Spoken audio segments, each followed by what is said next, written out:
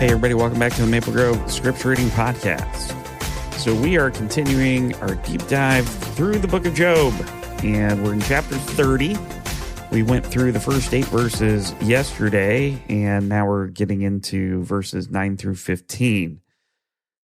So, when we were looking at it before, we saw that Job had been remembering better days, how respected he was once in the community, and then he turned to the painful contrast of that, which is what we started reading yesterday.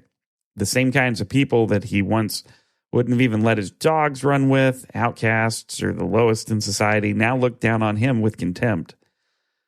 Their fathers were so insignificant that he wouldn't trust them with the most menial of tasks around his flocks, and yet here they are, treating him like he's worthless. Complete reversal, and it hurts Job pretty deeply, I think. And that sets the stage for what we're going to continue to read about today, as Job keeps pouring out his heart in some pretty honest detail. So let's read through this next section, verses 9 through 15 of chapter 30. And now those young men mock me in song. I've become a byword among them. They detest me and keep their distance. They do not hesitate to spit in my face. Now the God has unstrung my bow and afflicted me. They throw off restraint in my presence. On my right, the tribe attacks. They lay snares for my feet. They build their siege ramps against me. They break up my road. They succeed in destroying me. No one can help him, they say. They advance as through a gaping breach. Amid the ruins, they come rolling in. Terrors overwhelm me. My dignity is driven away as by the wind. My safety vanishes like a cloud. So Job keeps describing exactly what this new reality feels like day after day. He says right at the beginning that he has become their song. We talked a little bit about this yesterday, where he's become a byword among them. In their culture, that meant that people were making up mocking songs and proverbs about him, that his name had been turned into a punchline or the example used when they wanted to talk about somebody who had fallen from high to low. The man who used to sit in the city gate as an honored elder is now the subject of cheap jokes and ridicule from the very bottom of society. It's humiliating. But they don't stop at words. They abhor him. They keep their distance, but you can tell it's not because they carry any respect. It's disgust. Then he says they don't hesitate to spit in his face. That's a powerful act of contempt in their world. I mean, it would be in ours too. And it's not accidental. It's deliberate humiliation. It communicated total rejection and scorn. For somebody like Job, who once commanded honor from everybody around him, this had to cut especially deep.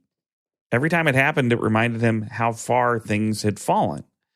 He traces the reason these people feel so free to act this way. He says, because God has made him a target. God has loosed his cord against him and afflicted him. Because of that divine action, these people have cast off all restraint before him. It's like the moment they saw Job brought low, any fear or hesitation they once had vanished completely. The social order that used to protect him is gone. Now they feel completely free to pile on without any consequence. The one who used to be untouchable has been humbled so far that nobody holds back anymore because all the barriers are down. Well, Job then focuses on the young ones in particular. On his right hand, which is the place where you would normally expect allies or at least basic respect, they were attacking him. These younger men push away his feet. They trip him up. They build up their ways of destruction right in front of him. They break up his path. They succeed in destroying him without anyone's help. They don't need a leader or a group to encourage him. They're bold enough on their own. The very people who should have shown some deference because of his age and former status are now the ones leading the assault, and it's adding insult to injury. He compares the whole scene to an invading army breaking into a city. They advance as through a wide breach in the wall. They come rolling in through the ruins. It's like floodwaters pouring through a broken dam, wave after wave, nobody stopping them. The destruction feels total and unstoppable. They keep coming through the gaps in what used to be his secure life, but he feels surrounded and overrun. And then the focus shifts inward. Terrors overwhelm him. His dignity is driven away by the wind. His safety vanishes like a cloud. One moment, there seems to be something solid holding him up, and the next, it's scattered and gone. The inner sense of worth and security that used to steady him has disappeared as quickly as a cloud on a windy day. Everything that once gave him stability is evaporating. It's heavy stuff to read because Job's not glossing over any of it.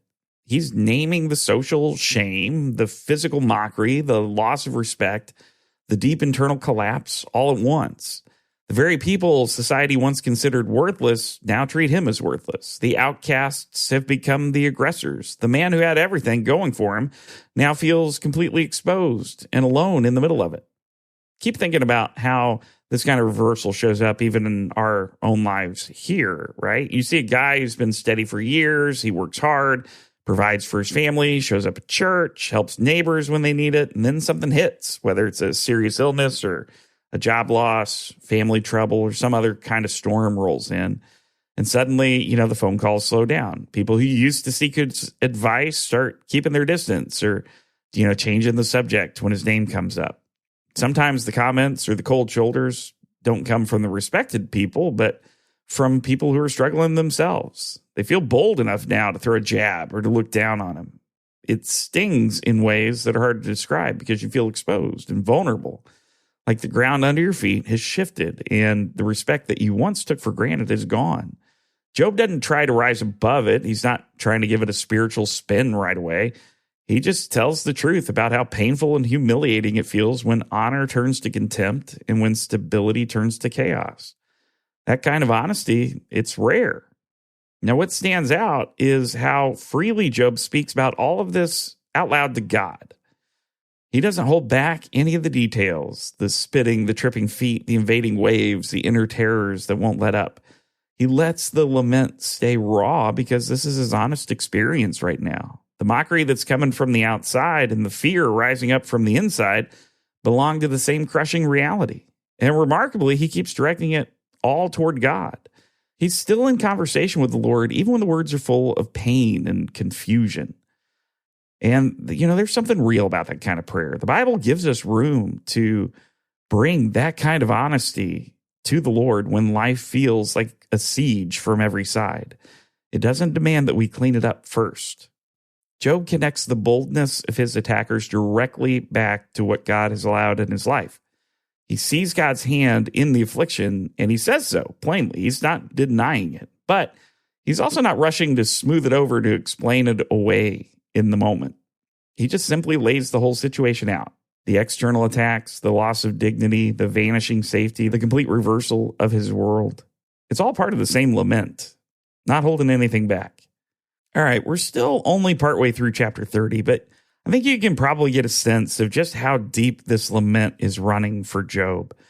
He's describing the social shame in detail, the way even the lowest people now treat him with total contempt, the way his former honor has evaporated, but he's not finished. Next time, we're going to pick up right where this section ends and hear even more about what this long season of suffering is doing to him, physically, emotionally, and spiritually.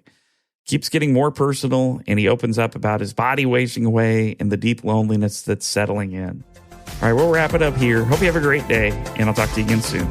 God bless.